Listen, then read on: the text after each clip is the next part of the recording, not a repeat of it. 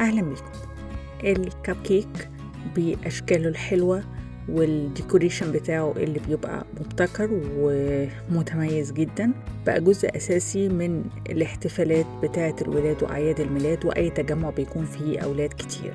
من ناحية تانية في المافن اللي حاليا بقى برضو في أي كافي بيبقى بيتقدم كسناك أو فطار.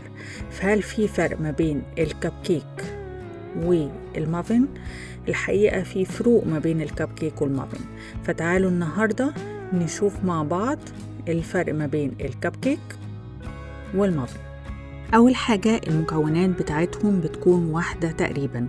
احنا بنتكلم على مكونات أساسية: دقيق وسكر وزبدة وبيض ولبن، بيكنج باودر أو بيكنج صودا أو هما الاتنين مع بعض، ولكن بتختلف المكونات مع بعض في نسبهم ونوعياتهم.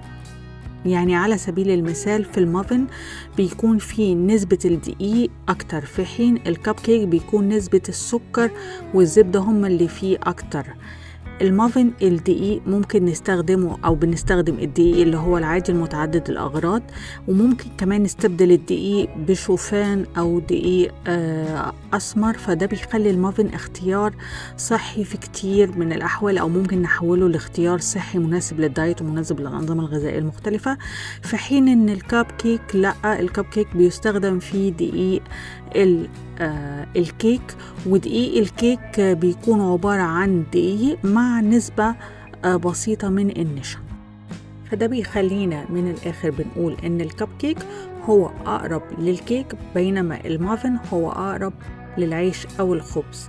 وعشان كده الكب كيك هو يعتبر فقط صنف من أصناف الحلويات أو صنف من أصناف التحلية، بينما المافن مختلف. المافن ممكن نحط له فاكهة والشوكولات وكده فيبقى حلويات، أو ممكن كمان نضيف له سوسج، خضار زي البطاطس، الكوسة، الجبنة، فيعتبر صنف من أصناف الموالح أو الحوادق. فعشان كده المافن بيتقدم الاتنين حلو وحادق. الخبز بتاعهم بيتم فيه نفس النوع من أنواع الصواني أو الأواني، يمكن بس بيختلف نوع الأواني في الحجم أو الارتفاع بتاع الكب كيك أو المافن نفسه، لكن الأواني واحدة. نيجي بقى للخليط اللي هيتحط في الأواني دي.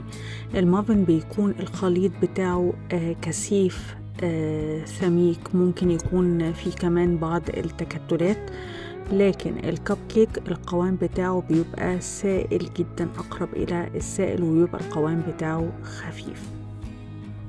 بالنسبة للتسوية بتاعتهم فهم بيتسووا تقريبا على نفس درجة الحرارة، ممكن بيختلف الوقت تبعا لحجم الكب كيك أو ارتفاعه، ولكن في المجمل المافن بياخد وقت أكتر شوية من الكب كيك.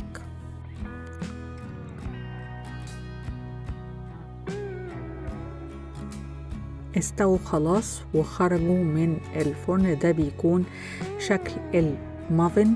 المافن بيكون مرتفع اكتر، بيكون السطح بتاعه يعني زي عامل قبة كده، بيكون فيه تشققات،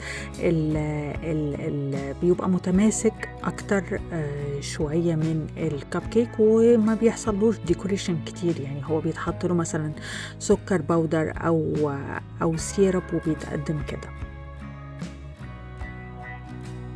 أما الكب كيك فهو بيطلع بالشكل ده، بيكون سطحه متساوي، بيكون طري جدا من جوه، وبيكون طبعا طعمه حلو لأن نسبة السكر فيه أكتر. وبالنسبة للديكوريشن بتاع الكب كيك فحدث ولا حرج، كل حاجة بتتعمل فيه، الآيسنج شوجر، الفروستنج، بيناسب مع كل سيم وكل مناسبة بتختلف تزيينه. فعلا في اختيارات كتير جدا، وده اللي خلاه بقى خيار مميز في كتير جدا جدا من المناسبات، لأنه سهل التشكيل عليه.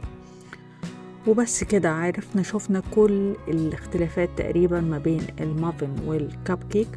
فلو انتوا كنتوا معايا لحد دلوقتي فشكرا ليكم جدا لمتابعتكم، واشوفكم في حاجات جديدة ان شاء الله.